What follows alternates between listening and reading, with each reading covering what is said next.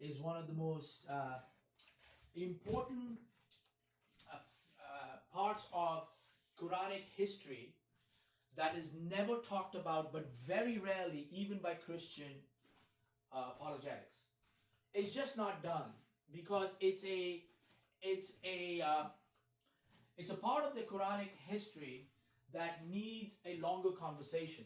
And on TikTok, unfortunately, we have a Muslim ummah that really things become tough beyond one or two sentences to keep their attention. And secondly, they don't know about this stuff.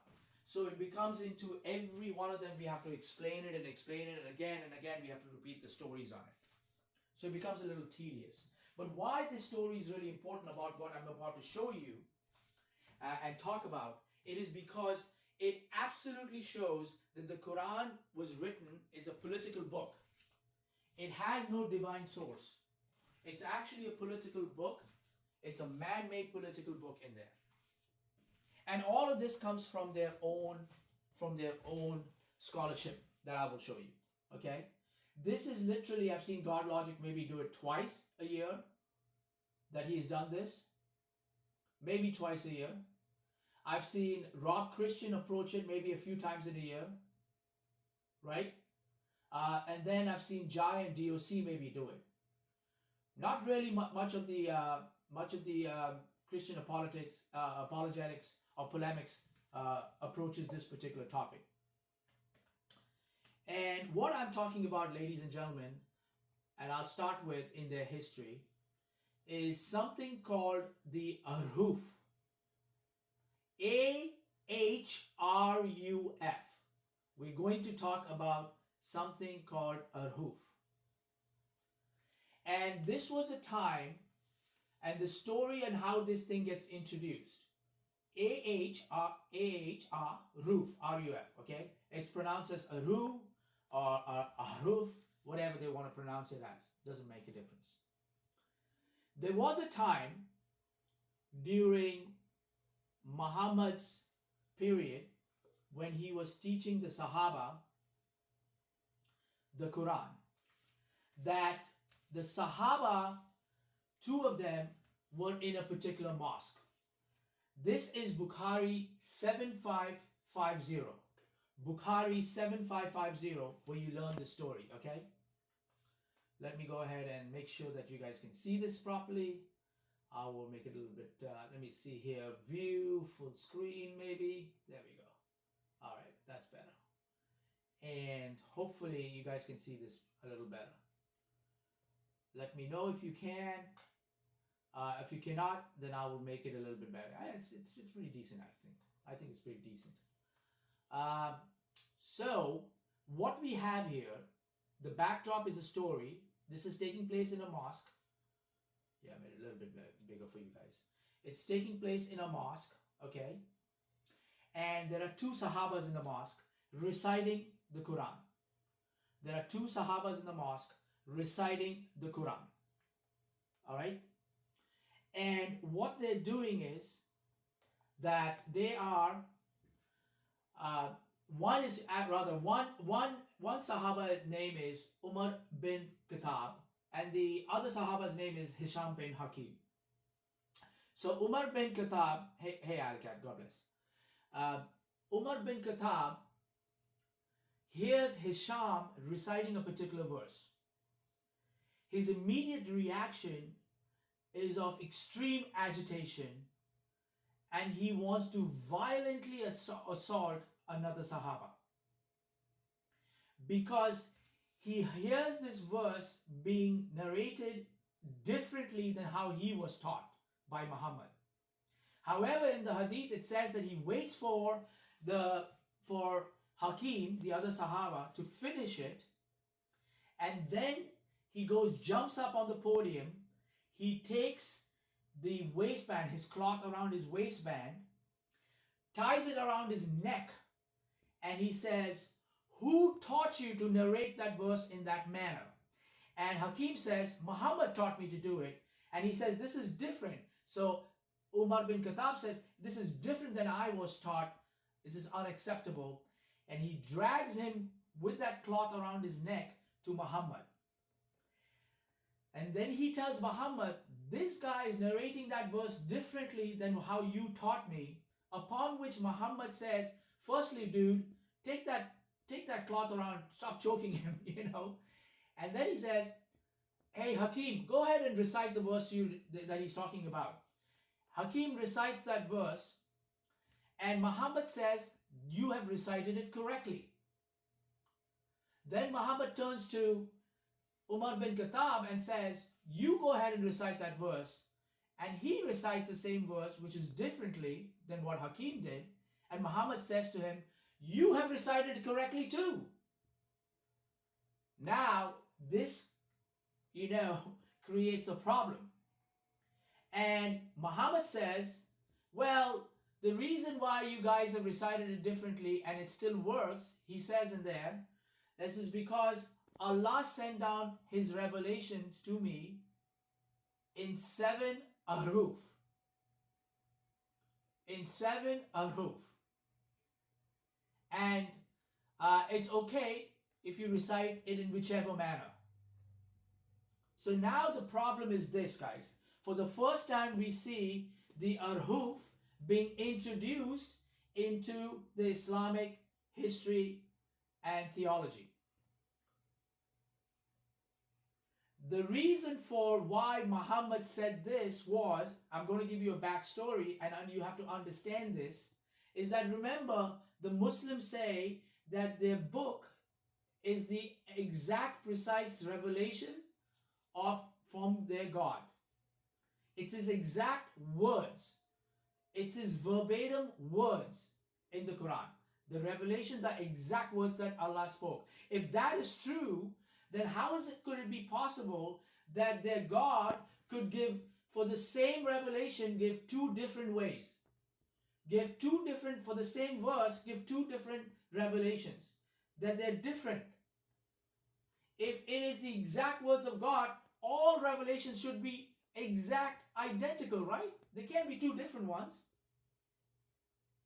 So now starts this problem that Muhammad faces, that, my students are saying I got caught giving the same verse in two different ways, teaching them in two different ways. I have to come up with an excuse, and he throws out this thing called, I was given these recitations in 7 Ahruf. Now let me tell you a little bit more about this hadith here. There are a lot of red flags. Starting with Umar bin Khattab was a Sahaba and accepted Islam. Maybe he's one of the top 5 first Muslims who accepted it. This incident is taking place at least 10 to 14 years later from the time of, this is much later in Muhammad's life when he's teaching all the other Sahabas in there. Why is it taking place between 10 and 14 years later? Is because this character Hisham bin Hakim became a Muslim, they say in the books, anywhere the range is between 10 to 14 years after Khattab. Why is that a red flag, you ask? The reason why that is a red flag, ladies and gentlemen, is this Khattab is thinking like, wait a minute, how is it for 10 to 14 years you didn't tell us that God sent his revelations in 7 Ahruf? Every revelation. This is like a critical, important part of the revelation history. How is it that 10 to 14 years later you've suddenly told us, by the way, I got every revelation in 7 Ahrufs, so recite whichever, if I tell you a particular verse in one way to one student and a different way to another student, both are right. Think about that, right? If you are Khattab, you're going like, bro, this seems like ad hoc. This seems like you just made it up here on the spot because you got busted. You would have told us this critical thing for 10 to 14 years? All of us who've been there from the beginning never heard this? So this is how the story of what is a Ahruf starts. This is how it starts. Now, in fact, there is your Sahaba Ubay ibn Ka'b, who also heard the two people. There's another hadith which is Muslim 820a. Now you have Ubay bin Ka'b, he's also a Sahaba, and he also heard the two people reciting the Quran. And hear what it says in here. See, we'll pay attention to his reaction. Read what it says and we'll pay attention to his reaction and then we'll talk about it. So he says about this story, this episode, he says, Ubay bin Ka'b also heard the two people reciting the Quran in a manner different from what he had learned. After some discussion, both parties went to the Prophet and recited the same portion to him. He approved of both parties' recitations. At this point, Ubay narrates, now Ubay is saying, when he heard this, he was a witness to it, he said, there occurred in my mind a sort of denial and doubt that did not exist even in the time of Jahiliyyah, i.e. before Islam. So Ubay is saying, when I heard Muhammad's explanation and answer, I started doubting it. Like, what the hell is he saying? How is it that we never heard this for 10 to 14 years? It continues to say, when the messenger saw how I was affected, he struck my chest. Muhammad hit him. Whereupon I started sweating. And I felt as though I was looking at Allah in fear. Look at his reaction. Then the Prophet said, O Ubay, a message was sent to me to recite the Quran in one harf, singular, but then I requested Allah to make things easy on my nation. So a second message came that I should recite the Quran in 2 Ahruf. But I again made the same request and I was then ordered to recite the Quran in 7 Ahruf. So you have another Sahaba who hears the reply that Muhammad gave to the two other Sahabas, and he's going like, what the hell? What the hell? What is this explanation? And he started doubting Muhammad. And then Muhammad hits him. And he starts sweating. And he says, I was in fear like I was seeing Allah. And then he explains what Muhammad said. By the way, I did not read the first hadith, Bukhari 7550. I forgot to read it. I told you what it says. I will read it now. Again, this is the story that happens with the original one. And now we're going to go into the story after this. We're going to go and see what the hell is an Ahruf. What is an Ahruf? Because apparently it came from Allah. And how do we find it in the Quran? Do we find it in the Quran? Is it there in the Quran? What the hell happened to it? We are going to go see what their scholars have told us. This is where it becomes important. I, on my own, say this is the point at which Muhammad corrupts the Quran, because he got caught, busted for teaching his students different versions of the same verse, of all the verses that he taught. And he came up and made up this on the spot BS excuse and said it was Ahruf. So let me read the first hadith for you guys real quickly, so you understand that what I told you, the backdrop, was indeed in the hadith. It's Bukhari 7550. Okay? That's what it is. Bukhari 7550.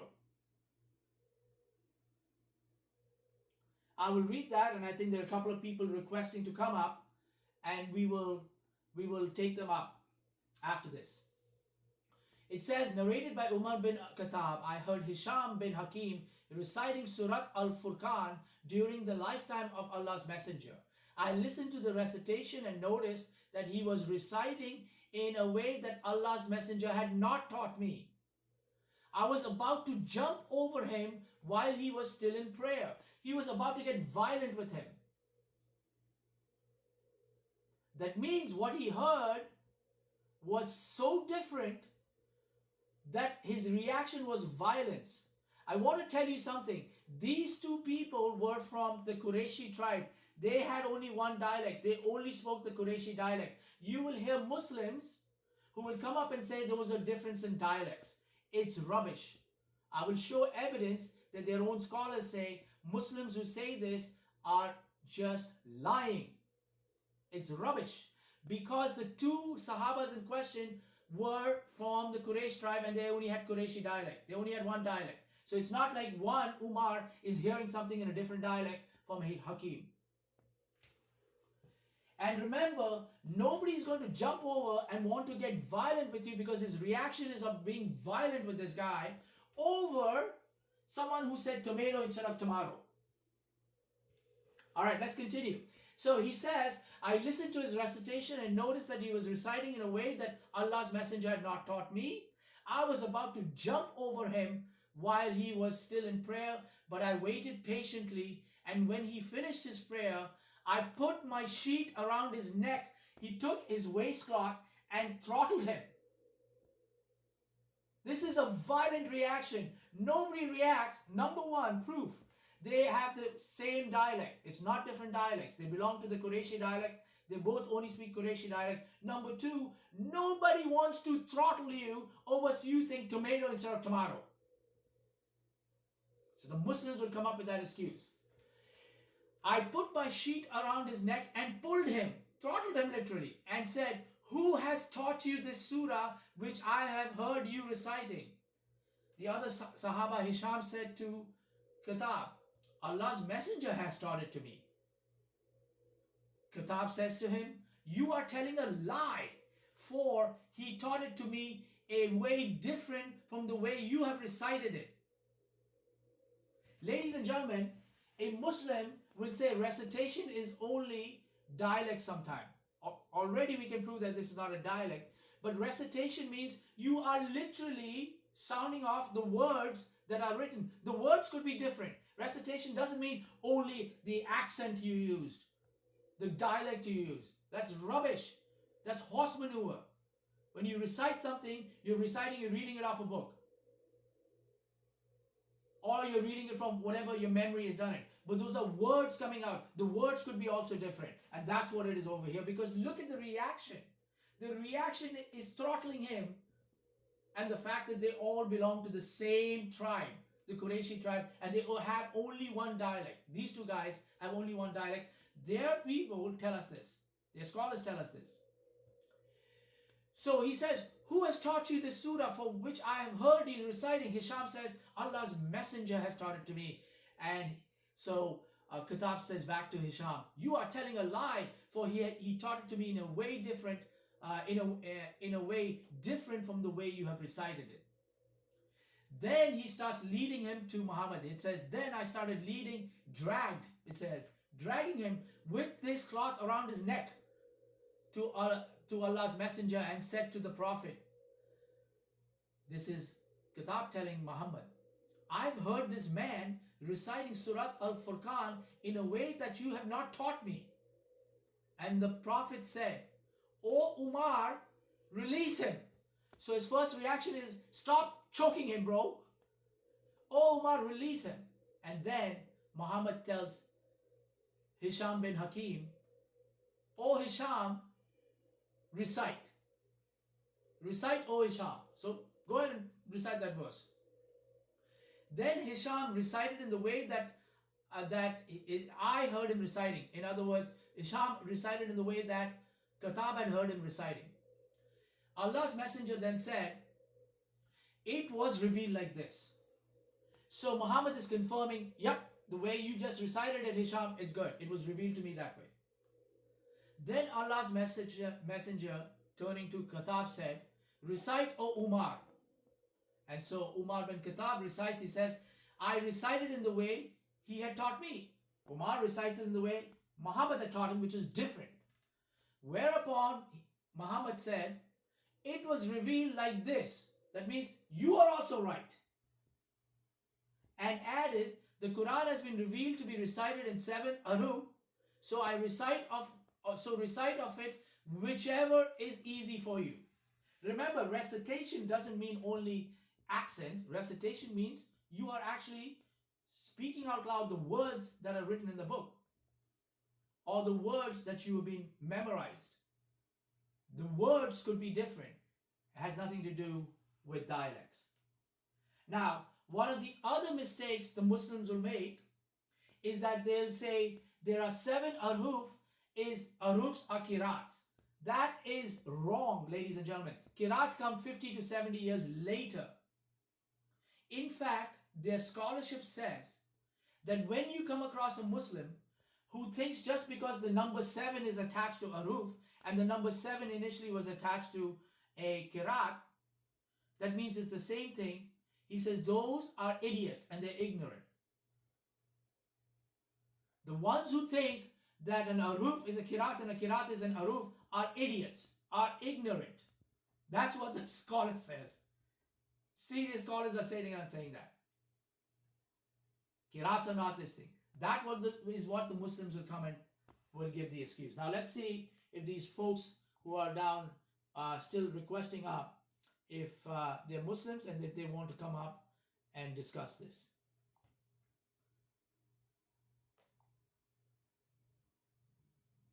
So I have gone ahead and accepted the invitation. They've probably gone off somewhere else. If they see it, they might come back and we will deal with it.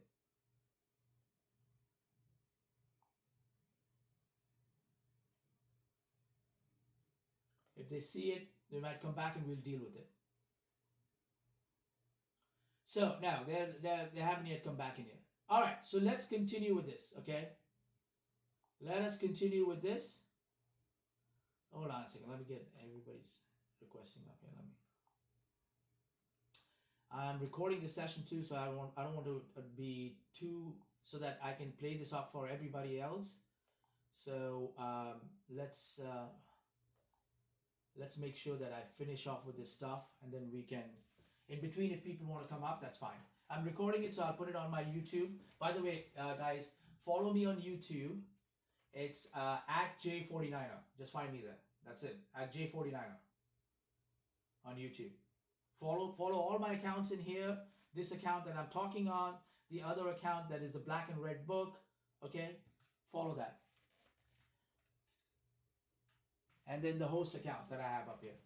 But on YouTube, I'm going to start putting videos on this stuff. Okay, so now we learn that this is Ahruf. Now the question is, what is an Ahruf? What is an Ahruf? If your Allah sent it down to you, these are Allah's revelation. Can you show us what it is and where is it? Can you point to us in the Quran? This is where it becomes a huge problem for them. Because for last 1400 years, ladies and gentlemen, the scholarship does not know what the Ahruf is. They don't know what an Ahruf is. They have 40 different opinions about it. 40 different opinions. I want you to understand what that means. Folks, when someone tells you they have 40 different opinions on a particular subject, that means nobody knows what the hell it is. They're just making it all up. It's not like they have 2 opinions. One opinion is a majority, blah, blah, blah, whatever, all that other stuff. They have 40 different opinions, they tell us, on this. And why does this become a problem? This becomes a problem for them if they can't tell us what it is and where it is. It becomes a problem because this shows that this book is man-made. It's a politically written book. It is not a divine source, because if you can't point out to where it is in your book, while at the same time telling us everything in your book, every word, every letter, every dot is divine, is Allah's exact precise speech, then our question is, what happened to his speech of the Ahrufs? What are these 7 Ahrufs supposed to mean? Now, for the sake of argument, we will agree that it's some sort of modes. Okay? Apparently, Allah sent every revelation over 23 years in 7 modes. Is it, the question we ask them, is every revelation in 7 modes? And what does the 7 modes mean? Can you show me these 7 modes for chapter 1, verse 1? Is it that when your Allah came and gave you this revelation, I'm playing this movie in my head, In this movie, I have Muhammad and Jibreel talking to each other, and Jibreel is giving, because it's spread over 23 years, say on a Monday is giving chapter 1, verse 1 to 5, Revelation, and you have Jibreel sitting down saying, oh, here's chapter 1, verse 1, Ahruf version number 1, number 2, number 3, number 4, number 5, number 6, number 7. Oh, let's move to verse number 2 now. Verse number 2, version number 1, number 2, number 3, number 4, 5, 6, 7. Is that how it came down? Because you're telling us he gave every revelation in these 7 Ahruf. We don't know what the hell it is. So can you show me the 7 versions of chapter 1, verse 1? They can't. Now, let's continue. Okay? What do the scholarships tell us? What do the scholarships tell us? The scholarship tell us that number 1, and this is on the world famous number 1 Islamic website, the Muslims tell us is their best website to go to, Islam Q&A. They've got scholars and everybody else in there answering questions. They already tell us that some people thought that the Ahruf were recitations, dialects, but this is a mistake. Some people thought, some people thought that the Ahrufs are the same as Qirats, but this is a mistake. They're telling us right here, people thought that the Ahruf were Qirats because they happen to have the same numbers, and that's a mistake. They are also telling us that the Muslims who come up and tell you that this is dialects are ignorant and foolish. This is Suyuti saying, some people confuse the 7 Qirat with the 7 Ahruf, but this contradicts the consensus of the scholars, and the only unlearned, ignorant people think that. I want to correct myself. Not that this is not talking about dialects. This is again talking about Qirats and the Ahruf being the same, because they have the same numbers. So I stand corrected. I didn't mean to say dialect. So in this proof, I'm showing you that an Ahruf is not a Qirat. Muslims will come up and say that. They will come up and say a Ahruf is a Qirat. Here is your scholarship saying you're ignorant, you're unlearned, you're illiterate. The scholars said only the unlearned and ignorant people think that. Here's your proof of that. Now, remember the dialect thing. Here is their scholars, again on Islam Q&A, saying this. Some of the scholars said what was meant by Ahruf was the dialects of the Arabs, but this is far-fetched. It's not dialects, because it continues to say in here that it is known that Hisham was Qurayshi and Umar was Qurayshi. Both of them were Qurayshi, and Quraysh only had one dialect. The 2 Sahabas that had the issue, they had only one dialect. So it wasn't Katab heard a different dialect from Hisham. That's what the Muslims will come up and say. That it was about dialects. It says no, both of them had one dialect. If the difference in Ahruf had been the difference in dialects, why would the 2 men of Quraysh been different? So here are the scholars saying that it's not dialect. It's not a Qirat. It's not a dialect. And then the scholars are saying, the scholars mentioned nearly 40 different opinions. 40 different opinions. Jalal al-Din Suyuti says in his book, there are 40 different opinions on what the hell the Ahruf is. Wait, I got more. A Qari, one of their top level scholars named Abdul Aziz al-Qari. Listen to this story, folks. It's going to be mind-blowing and hilarious. This man, a Qari is creme de la creme of scholars. Okay? Abdul Aziz Qari spent 10 years. In his book he writes, I spent 10 years studying diligently, working hard, trying to find and try to understand what is this Ahruf? What the hell is an Ahruf? And he says, I finally grew weary and I gave up. 10 years he spent, he says, I could not, I just gave up. But then he says, he did something after that. The Qari went to Al-Shankiti. Al-Shankiti is a teacher of teachers. He's the teacher of the creme de la creme. And he goes to him and says, man, I don't know what this Ahruf is. I spent 10 years on it.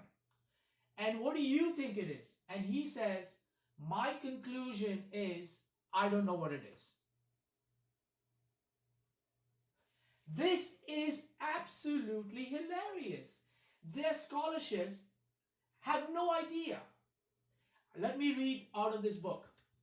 Okay. Abdul Aziz Qari says, I worked on researching this question for a long period of time, more than 10 years, continuously, gathering in its path of this hadith, the one which, had the two Sahabas fighting with each other and Muhammad introducing the Ahruf.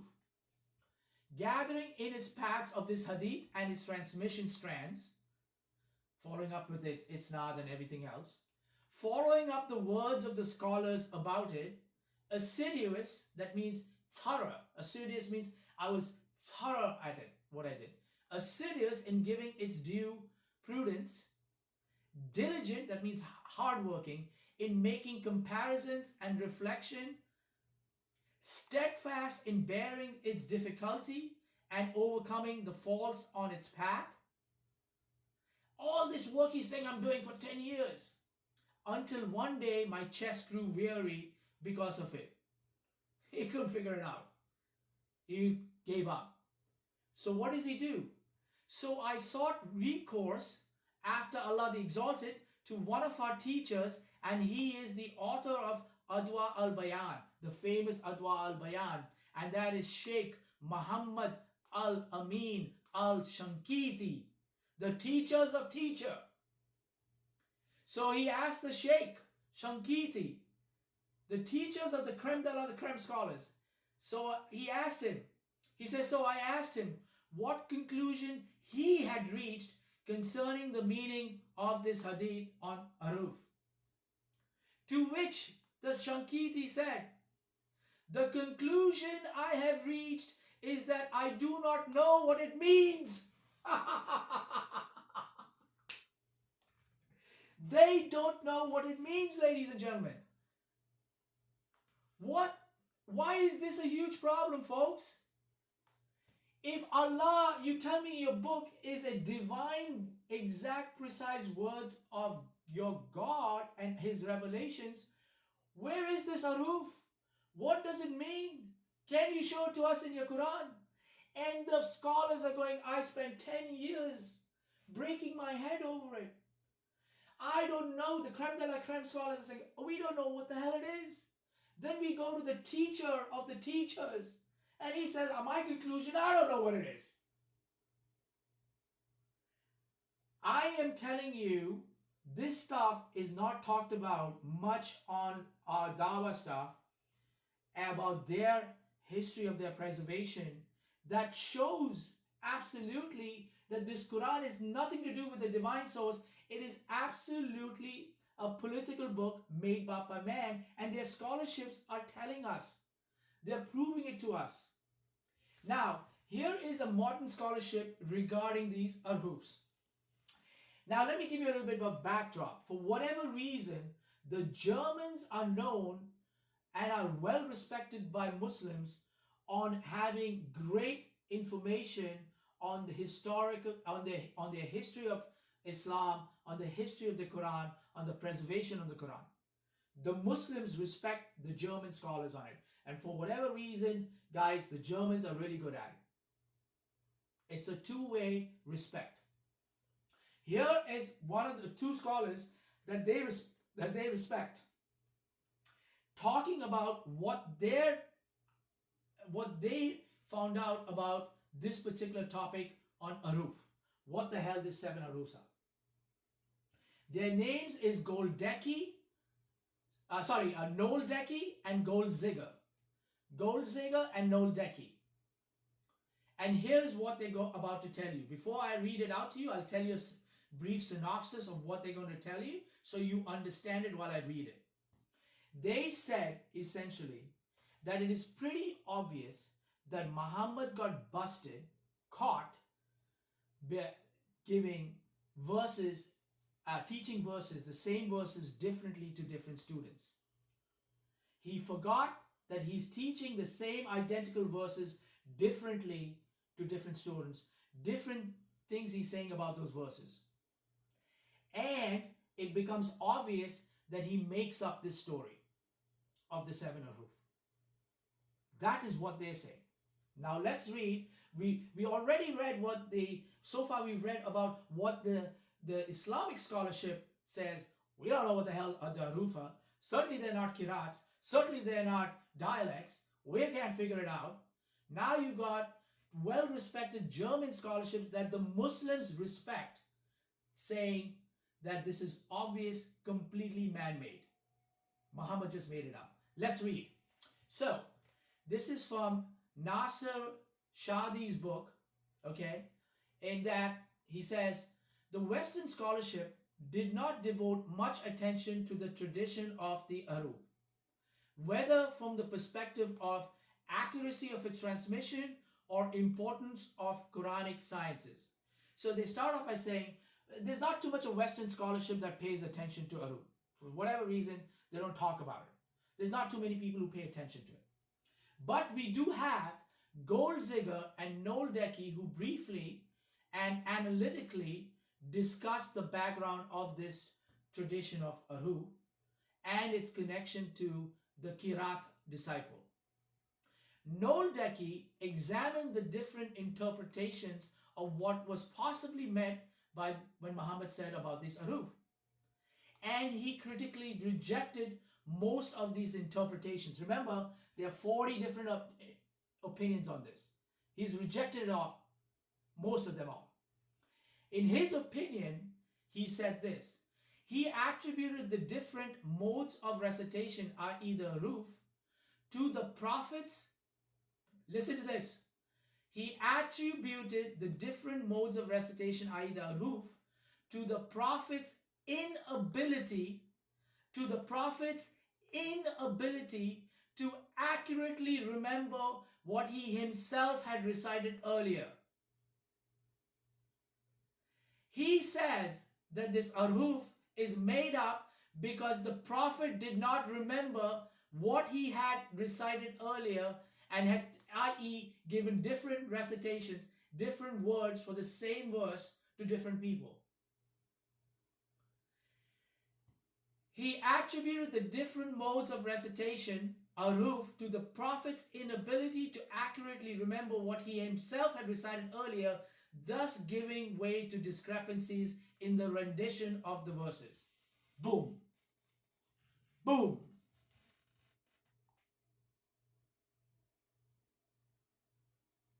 There it is. Okay? Now, there is a lot of confusion out there. There is a lot of confusion out there as to what the answer is coming from, when asked from the Muslims, coming from them as to what are these Ahruf? Where are they? So we have already gone through the what. There's a lot of confusion. People don't know what it is. And you got, their own scholarship saying we can't figure out what it is. And a scholarship that the Muslims respect is saying Muhammad made it up. He made it up because he didn't remember that he was telling people different versions of the same verse. So when we ask the Muslim scholars, there are other scholars out there, when they ask them, if the seven Ahrufs exist today, when Muslim scholars are asked if the seven exist today, they give us there are top three answers that we can figure out. The number one is Uthman burned 6 of the 7 Ahrufs and only one exists today. And that's the one they have. They say Uthman burned 6 out of the 7 Ahrufs and only one exists today.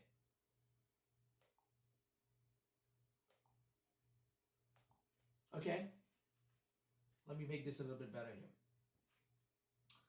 The Muslim scholars are that only one exists. Number 2 is some exist today, That's the majority view. That some of it exists today. Remember, they can't tell us what it is. They can't show it to us where it is. If they don't know the what, how the hell are they going to tell us where it is? If you don't know the what, how are you going to find it? You don't know what you're looking for. And then the third opinion is all exist today. Okay? The third opinion is all exist today. Let's go through all three of them for you guys. All right, let's see this one here. Under this view that 6 or 7 Ahruf were destroyed by Uthman. This is Tabari and Bar and some of the others say. They argue that only one harf exists today. If that is true, why did they destroy the 6 Ahruf when Muhammad said it was from Allah? So we have a scholar, Yasir Qadi, who's written on this, and I will play you his video, where he was asked by Muhammad Hijab, what the hell is this Ahruf? What's this Ahruf? What is this Kirat? And he says to in this famous video, don't ask me about this stuff. We should do this privately.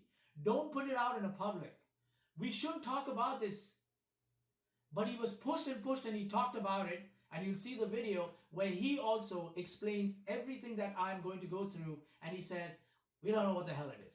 But anyways, he asked the people who say only one harf out of harf is singular, Ahruf is plural, okay? Exist because Uthman destroyed 6 out of 7.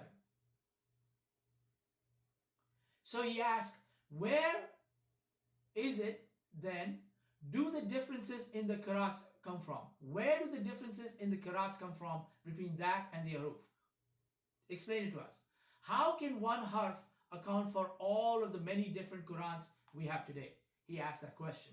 But the more important question also to ask them is, you told us that these 6, all 7 rather, are the revelations of Allah. How do you burn 6 revelations of Allah? That is committing shirk. Number 2, how do you decide which among the 7 is the one you are going to go with? You are not a prophet. You are not getting wahi from your God and telling you which, choose one out of the 7 and choose this one. How the hell did you decide to do this? Muhammad is long gone and dead. How are you telling us which one you selected is the one that Allah intended for it? And how do you dare to sit down and say that you burned 6 of Allah's Ahrufs, modes? That's the problem you have. How could Uthman, who is not a prophet, burn 6 of Allah's words, and that was given as a mercy and easement from Allah to his people? Where do the differences in the Qiraat come from? If only one Ahruf exists, how come one harf counts for so many different Qurans today? They've got 40 different Qurans, right? How are the differences between each? If they're all identical, why do we have differences between the Hafs and the Warsh and the Qalun and all these other ones out there?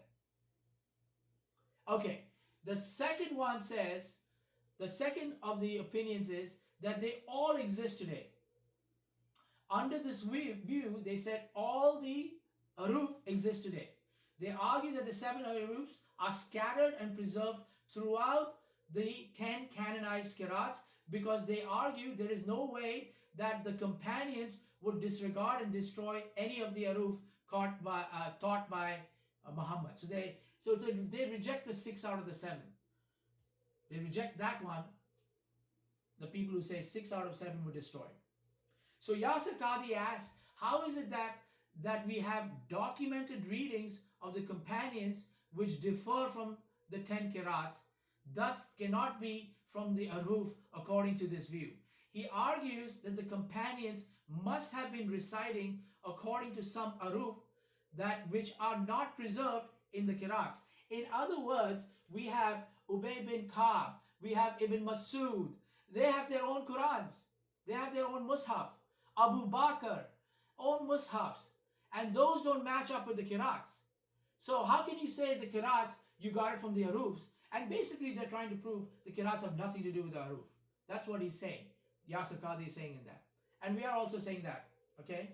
The question is, Yasir Qadhi asks, if all exist today, how do we have documented readings of companions that differ from the 7 initial readings and the 10 Qiraat readings we have today? Okay? We have different things. Hafs versus Ibn Masud's Quran, for example, were different. Now, here's an example that we have. This example is Quran chapter 24:33. In today's Quran chapter 24:33, it says, "And do not compel your slave girls to prostitution if they desire chastity, to seek the temporary interest of worldly life. And if someone should compel them, then indeed Allah is, after their compulsion, forgiving and merciful." Okay? So what the question is being asked is that if you have all these Ahrufs around, scattered around your Qurans today, in your Qiraats today, then how is it that there were Qurans at that time, during Muhammad's time, and right after Muhammad's time, his Sahaba Ibn Masud, who he called the best of the best reciters of the Quran. The one, if you wanted to learn the Quran, he was the number one guy. He was the best guy who knew the Quran inside out. That's what Muhammad called him, Ibn Masud. His Quran has it differently than what it is today. In his Quran it says, Allah, this last part, Allah is, after their compulsion, forgiving and merciful, which you find in today's Quran in chapter 24:33. In Ibn Masud's Quran it says, Allah is to the females. It's added in there, after their compulsion, forgiving and merciful. Here it just says Allah is, after their compulsion, forgiving and merciful. Here it says it's to only the females. Allah is to the females after their compulsion, forgiving and merciful. So it's adding to them also. So this is in the tafsir of Ibn Kathir, chapter 24:33 discusses this. So we know that by the second excuse it said it's all there, all the Ahrufs are there, it's all scattered. Remember, keep this in the back of the mind. We still don't know what the hell it is. They can't tell us what it is. I don't know how they know it's scattered all over. How do they identify it? But even using their excuse, we have showed them this is not possible. It is not possible. If it's scattered through all the Qiraats, how is it that if the Ahruf from Muhammad's time, everything in the Ahrufs from Muhammad's time were included in the Qiraats, how is it that we have Qurans during Muhammad's time, or right after Muhammad's time, Ibn Masud's Quran, having things that are different you don't find in the Qiraats today? Okay, that's number 2. What you saw in that image, the top halves of the image from below is from the Hafs version. It says Allah will be merciful without being clear to whom. Whom is he going to be merciful? This could be implying maybe he's only merciful to the master who is forcing the slave into prostitution. The bottom half, Ibn Masud's one, we saw that which is clearly says that Allah will be merciful to the females. To the females. And remember what I told you. Ibn Masud is among the top 4 people. Muhammad said, if you want to learn the Quran from anybody, learn from these 4. And him he pointed out as the best of the best among the top.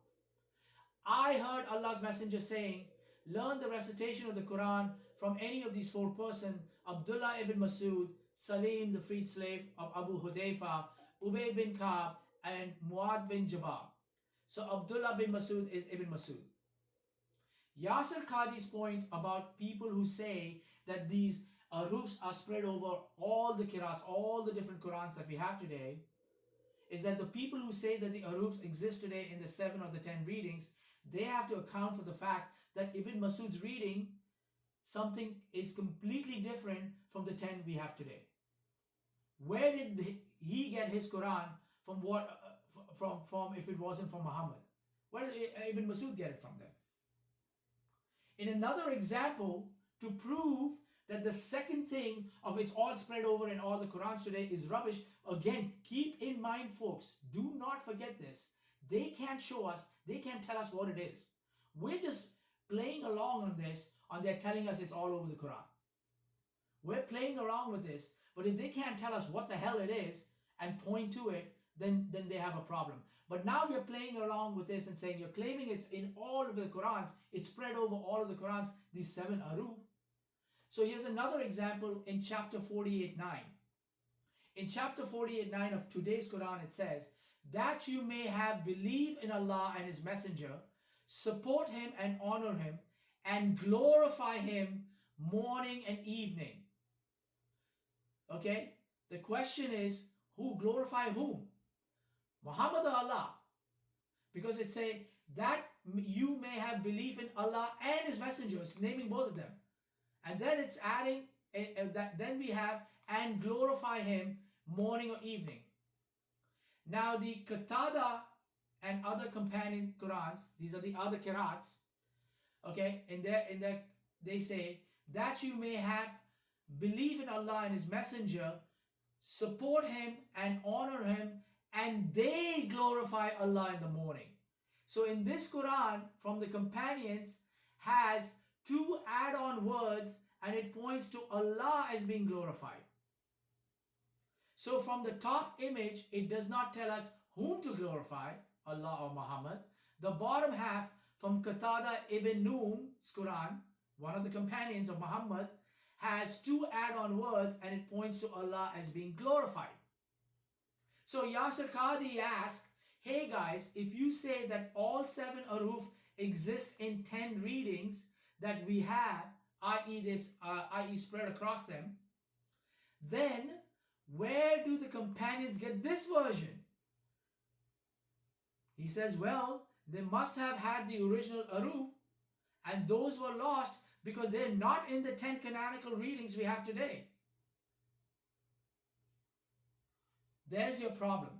So Yasir Qadi, he sits down and he argues, which is what we are also asking. Forget the fact that he's arguing, but these are really great questions. He argues, if you take the view that all 7 Ahruf are preserved in the modern canonical Qirats, then how do you explain the fact that the companions read differently in comparison to the Qurans we have today? He argues the companions must have been reading from some Ahruf which are not preserved today. That's his answer to the second, remember the 3 excuses Muslims say about where can we find this Ahruf. So the second one, the first one was Uthman burned 6 out of the 7. The second one was we have all 7 and spread out to all the Qirats, and we showed you that's a problem. Now we're going to go to the third opinion, which is they say, oh, only some Ahruf exist today. Some of them. Under this view, some Ahruf exist today. What do they argue under this view? They argue that the 10 canonical Qirat contain some portions of the 7 Ahruf, but not all the 7 in totality, only insofar as Uthmanic scripts can accommodate them. I want you to understand this absolute rubbish gibberish that they come up with. I'm going to read again. These are the scholars here. Talib, Kuwaisi, Jazari, Hajjar, Suwaiti, and others also have this view. They argue that the 10 canonical Qirats contain some portions of the 7 Ahruf. Now, the very first question in your head should pop up like, so what happened to the rest? Did you get rid of Allah's revelations? That's sure. But anyways, let's continue. They say only some portions of the 7 Ahruf that the Qirats contain, but not all 7 Ahrufs in totality. Okay. And only insofar as Uthmanic script can accommodate them. So only insofar what Uthman could accommodate them. That is, all the differences in the Qirats are traceable to the Ahruf, but not every difference between the Ahruf is preserved in the canonical Qirat today. Not every one is preserved. So they have destroyed their original words of Allah. all leads up to this, which is yet another claim. The biggest claim that the Ahruf doesn't change any commandments. They tell us that the Ahruf do not change any commandments. So, drum roll, ladies and gentlemen. Drum roll. From the very very little to nothing we know about the Ahruf tradition, from the very little to nothing we know about the Ahruf tradition so far, we do have a statement from a successor of the companions about them. Ibn Abbas and Ibn Shahib said, the Ahrufs cannot differ in commands.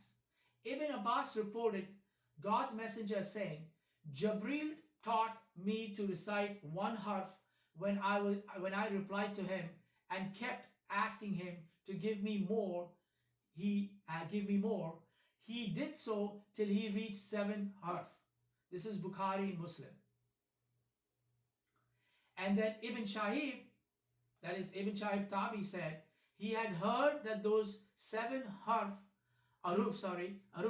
are essentially one, not differing about what is permitted and what is prohibited. That means Ibn Shahib was around Muhammad's time. He was Muhammad's companions, like Ibn Malik and others, and he narrated 200 plus hadiths. This guy Ibn Shahib did. And when he says not differing about what is permitted and what is prohibited, he means that none of the qira'ats would differ in what is halal and what is haram. None of the qira'ats would differ in what is halal and what is haram in their commandments. So, let me continue saying this. A disciple of the Sahaba, where I'm showing you, claimed that 7 Ahruf were essentially one, that they don't differ in commandments Allah has given to them. Ibn Abbas, it says, as saying, Jabril taught me to recite in one style, and I replied back to him asking him to give more styles till he reached 7 modes reciting it. Ibn Sahib says that it has reached me that 7 styles are essentially one, not differing what is permitted and what is forbidden. And I've got all the links to it. So here we have a disciple of the companion speaking not on his own authority, but presumably based on what he learned from a companion who in turn received it from Prophet Muhammad himself. And he states that the 7 Ahruf, the modes of recitation, do not differ in the matters of what is permitted and what is prohibited in Islam. What is permitted and what is prohibited in Islam. That's what he means, do not differ in commandments. In other words, you can have one mode commanding something while another forbids it. You cannot have it, In other words, you cannot have one mode permitting and commanding something while another forbids it. One mode means one, whatever, Ahruf, or one kirat, if you want to call it that, saying something and then another forbidding it. The very same command. For example, one cannot say an action is halal, permissible, while another says it's haram. Now, if the qira'ats are solely made up from at least some of the 7 Ahruf, then they cannot differ in commandments. That's what they're saying. Here I have 3 examples that bust that notion. 3 examples that shows differences in commands. Okay. Quran chapter 5 verse 6. Some Qurans command Muslims to wash their feet during wudu. Different Qurans command Muslims to wipe their feet during wudu. Wash versus wipe. If you just wash, these are important. Wudu is very sacred. You have to do it perfectly. He says, remember, if a dog passes you in front of you, if a woman passes in front of you, if someone passes gas while you're doing your prayer, it annuls things. These are sacred rituals. In the sacred ritual, it says, in chapter 5 verse 6, some Qurans command Muslims to wash their feet during wudu. Different commands command Muslims to wipe their feet during wudu, wash versus wipe. In Quran chapter 2 verse 184, some Qurans command Muslims to feed a poor person to redeem their skipped fasting during Ramadan. They have the month of Ramadan. If they skip fasting on one day, they say go feed a poor person, singular. Different Qurans command Muslims to feed multiple poor people. Feed a person versus feed multiple poor people. Quran chapter 2 verse 91. Some Qurans command Muslims not to fight at Al-Masjid Al-Haram. Different Qurans command Muslims not to kill at Al-Masjid Al-Haram. Fighting versus killing. So here you have 3 examples that I'm showing you, right? That the commandments are different. Look at more evidence right here. More evidence. They're saying that, look, they've already given us the 3 excuses. We've gone through the 3 excuses. They can't tell us what an Ahruf is. When we ask them where it is, they've told us those 3 scenarios. Now the 4th thing we hear from the Muslims is that none of these Ahrufs can differ in commandments. They have only one commandment, and they're telling us that the Ahruf is all spread over the qirats. That means the qirats that they have today, Hafs, Asim, Warsh, Qalun, it's spread over it. And that while it's spread over it, that not a single Ahruf can differ from another Ahruf in commandments. They all are the same. They can't differ. They can't tell us any different. They can't differ, period. Now touching the first example a little bit more. The first example I showed you was Surah 5:6 about how to wash yourself. It's called wudu. For people who do not know, if you don't have your washing ablutions correct, then your prayer is not accepted. If the prayer is not accepted, you won't go to heaven. Different Qurans command washing in different ways. Arju lakum versus arju likum. Lakum versus likum. Some Qurans command, O you who have believed, when you rise to prayer, wash your faces and your forearms to the elbows and wipe, look at this in red, and wipe your heads and wipe your feet to the ankles. Some Qurans command, O you who have believed, when you rise to prayer, wash your faces and your forearms to the elbow and wipe over your heads and wipe your feet to the ankles. Okay? We have wash versus wipe. Roughly half of the qirats read each way. Interesting to note that the Hafs and Shoba are different here. Why is it interesting to know that the Hafs and Shoba are interesting in here? Right. Asim is the teacher and he has 2 students. One student he tells wash, the other student he says wipe.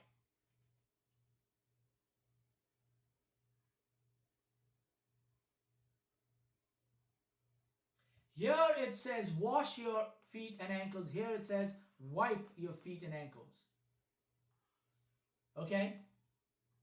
Now, a well-known scholar says that the above differences between the 2 Qurans are likely 2 separate verses.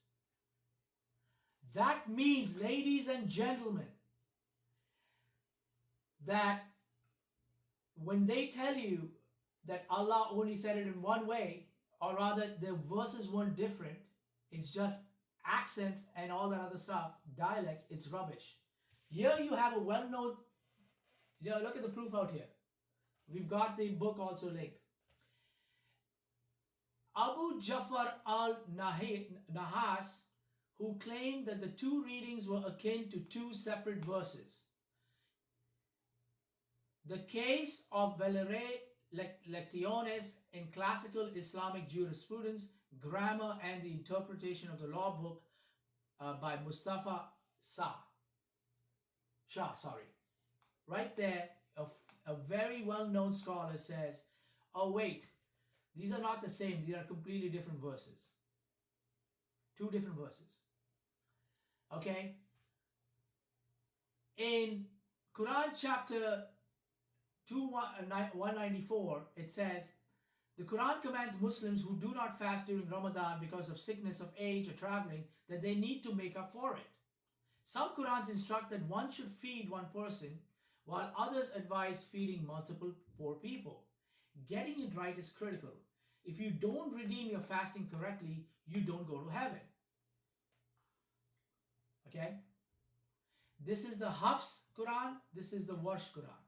The differences affects if you don't get redemption, because you need to get the number of people right, whether it's one person versus multiple people. Otherwise, you don't go to heaven. Shakir says, for a certain number of days, but whoever among you is sick or on a journey, then fasting a like number of days, then those who are not able to do it may affect the redeeming feeding a poor man. So whoever does good spontaneously, it is better for him, and that you fast is for you if you know. Essentially, basically, they're all sitting down and saying that the number is important. Okay, this is in Tabari's book, and others have read it as plural. Tabari says it's multiple poor people, while you have others who in their Qurans are showing it says only a singular is needed. Okay, now in the last example, chapter 2 verse 19, some Qurans command Muslims not to fight at Al-Masjid Al-Haram mosque, and some Qurans command Muslims not to kill, so they can fight but not kill. Right here, chapter 2 verse 190 and 191.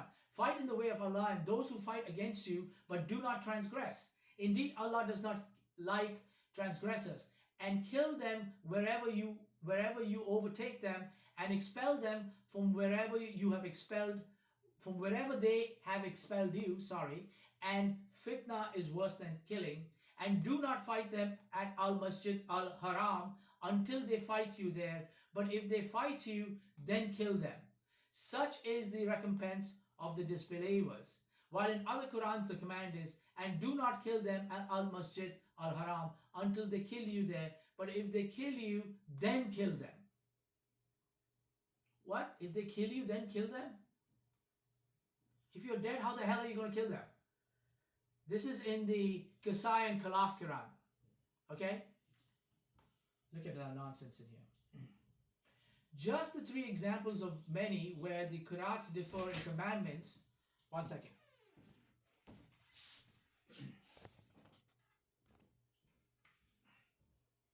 The wife came in and gave me popcorn chicken. Okay. Just in those 3 examples that I just showed you, it shows if, number 1, the Ahruf cannot differ in commandments, and number 2, the Qirats do differ in commandments, then we must conclude what? That the Qirat, at least in these instances, cannot be derived from the Ahruf. To sit down and say that the Ahruf are the Qirats, that's impossible.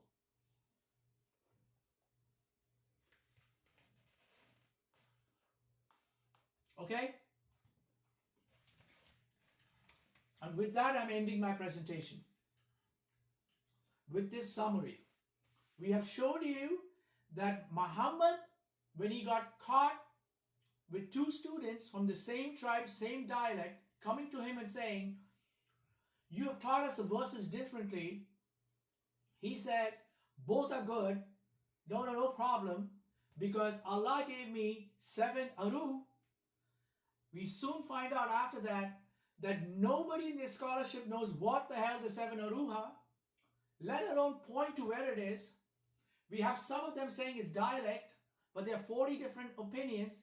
It could not have been dialect because both of them, their scholarship tell us, only spoke Qurayshi dialect, so they had only one dialect.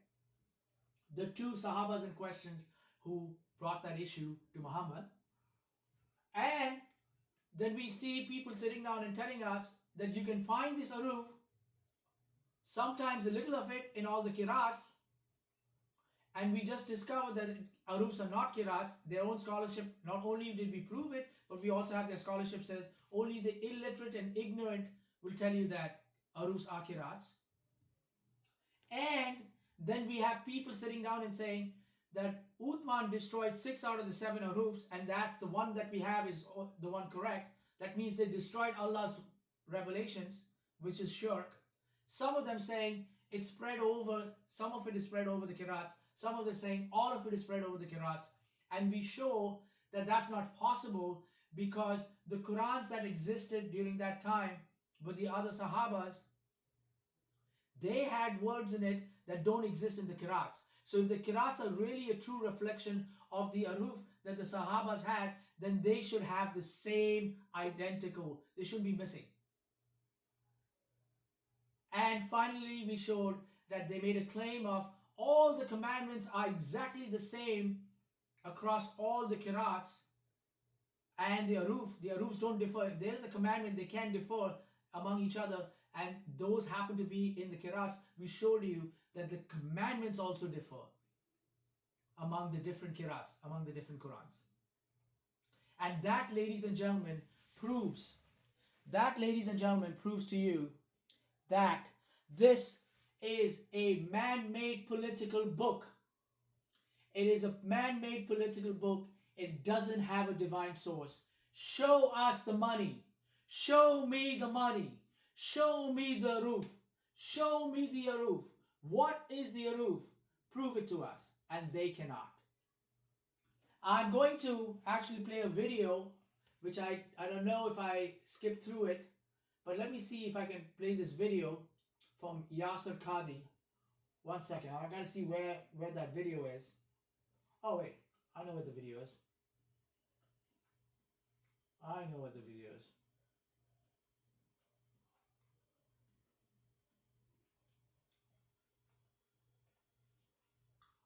Several years ago, a lady named Hakun Tash, a Turkish convert to Christianity, was out and about in Morocco and found a shop that sold Qurans. She asked for one and the shopkeeper said, "Which one?" He told her he had 26 different Qurans. She bought all the 26 and proceeded to bring it to UK's Speaker's Corner. The Muslims lost their mind when they produced the 26 Qurans, because they used to keep on telling everybody back then, every letter, every dot, everything is the same. There's only one Quran.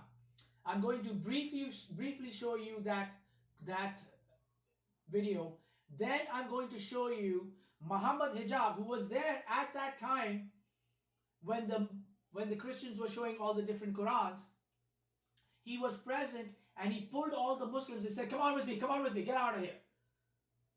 And then he panicked and he went and found Yasir Qadhi, a senior scholar, and asked him questions. And I'm going to play that interview for him, which will seal everything that I've told you so far.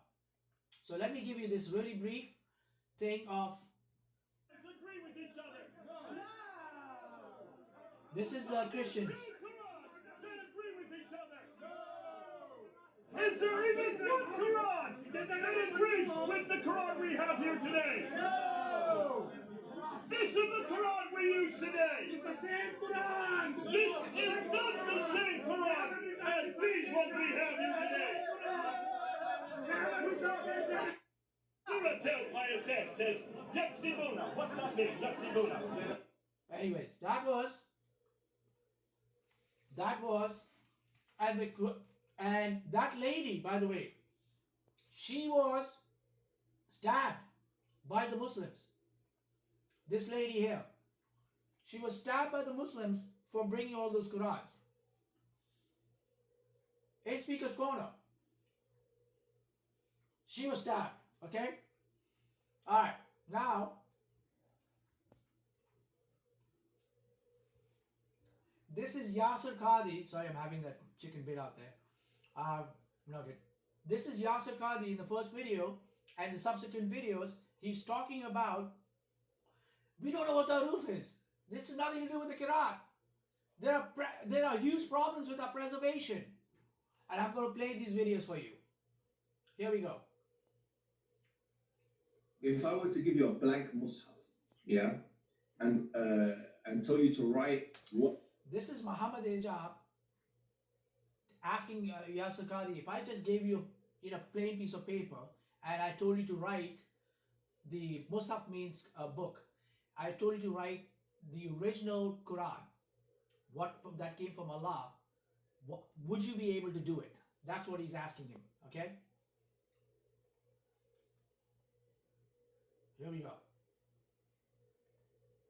Blank mushaf, yeah, and tell you to write what is munazzal verbatim from Allah into that mushaf with no human interference, would you write something which corresponds? It's not an easy answer. It's not an easy yes or no. It is enough for the Muslim to believe that the I think this Quran should is... be an easy yes or no, though. Yes, Al-Qadi. I have to. Okay, very well. So, yeah, Muhammad, after we get off this phone call, me and you, let's have a number of discussions. No problem. I'm very open with advanced students. He doesn't want to discuss it publicly. He does not want to. He pleads to him, let's do it offline. But these issues should not... Look, it is Kalamullah, what is going to be written. It is Kalamullah. It is What would you write? You're pushing me. And I'm saying it's not hikmah to... Listen, I have a condition, like I said, everything I say is going to be factual. If I wanted to do tawdiyah and whatnot, I would do it right now in front of you. There is no need for tawdiyah. The Quran is the uncreated speech of Allah. The Quran is preserved. The Quran is known. The Quran is mutawatir. And alhamdulillah, all of the qira'at are the Quran. All of the qira'at are authentic. Alhamdulillah. Leave it at that, ya akhi. Beyond this, honestly, I have no problem. We'll have a discussion or take my class. Now there was the $1 million question. He didn't answer that. He put that question out there. Why did he answer that? Okay, now let's continue to the next video.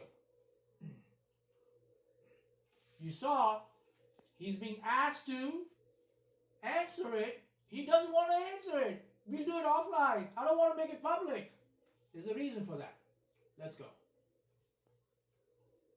If I were to give you a blank mushaf, yeah, and tell you to write what is munazzal verbatim from Allah into that mushaf with no human interference, would you write something which corresponds? It's not an easy answer. It's not an easy yes or no. It is enough for the Muslim to believe that the I think this Quran should is... be an easy yes or no, though. Yes, Al-Qadi. I have to. Okay, very well. So, yeah, Muhammad, after we get off this phone call, me and you, let's have a number of discussions. No problem. I'm very open with advanced students. But these issues should not... Look, it is Kalamullah, what is going to be written. It is Kalamullah. It is What would you write? You're pushing me. And I'm saying it's not hikmah to... Listen, I have a condition, like I said, everything I say is going to be factual. If I wanted to do tawdiyah and whatnot, I would do it right now in front of you. There is no need for tawdiyah. The Quran is the uncreated speech of Allah. The Quran is preserved. The Quran is known. The Quran is mutawatir. And alhamdulillah, all of the qira'at are the Quran. All of the qira'at are authentic. Alhamdulillah. Leave it at that, ya akhi. Beyond this, honestly, I have no problem. We'll have a discussion or take my class. Now there was the $1 million question. He didn't answer that. He put that question out there. Why did he answer that? That's the question I want to know. Muslims are going to be very bothered by that admission. Because no longer can they say we have one Quran. Because even Yasikadi cannot say that anymore. There is no such thing as one Quran that can be traced all the way back to Muhammad. And it's very clear to you and to every single very advanced student and specialist that the standard narrative has holes in it. That's what I'm going to say. Has holes. That's what I'm going to say. The standard narrative does not answer some very pressing questions. And young men like Muhammad Hijab want an answer. He wants him to answer this question because he's had a crisis of faith. Muhammad Hijab is having a crisis of faith since 2016, I'm sure. That's why he wants this question answered. America, this is the last thing, 23% are becoming apostates, or Muslims, American-born Muslims. Your child is going to become an apostate, and you're talking about let us stop.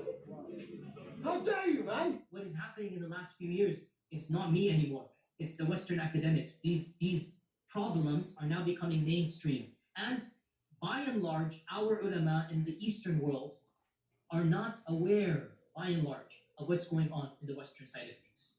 And they're not answering those questions in a manner that it needs to be answered. If there's a crisis that you come up like he had in Yale, you just say, I just fall back on what I've known from my childhood. I knew it's from God. This is God's word. I don't question it. I don't go beyond that red line. But the Western scholars aren't going to do that. They are going beyond the red line. We are going beyond the red line. My point to you is that Muslims, for years now, for decades, until recently in Speaker's Corner, have claimed that all Qurans are identical. How many times have we heard Muslims say every Quran in the world is the same? That there is only one Quran. Well, the evidence is clearly saying there's more than one Quran. They have to read it. All right. Now, let's listen to this part of it. This is going to be hilarious too. What is the Ahruf and what is the relationship of the Qira'at with the Ahruf? Yes, now this is one of the most complicated and dense questions that ulama have written about. As-Suyuti lists 40 opinions in Al-Itqan, right? Shawkani also lists them. The teacher of our teachers. Wait. Did you hear what he just said? He's confirming what I told you earlier, folks. He says they list 40 different opinions. He's going to confirm everything I've told you so far. What? This is one of the most complicated and dense questions that ulama have written about. As-Suyuti lists 40 opinions in Al-Itqan, right? Shawkani also lists them. The teacher of our teachers, Sheikh Shanqiti, the one who wrote Adwa al-Bayan, right? He was asked, what is your opinion about the Ahruf? And he said, my opinion about the Ahruf is that I don't have an opinion. This is a Shanqiti. He's so confused. All right. So that's So confused. So confused, ladies and gentlemen. All right. This is from Giant DOC. Okay. All right. And with that, I'm going to finish my presentation, basically.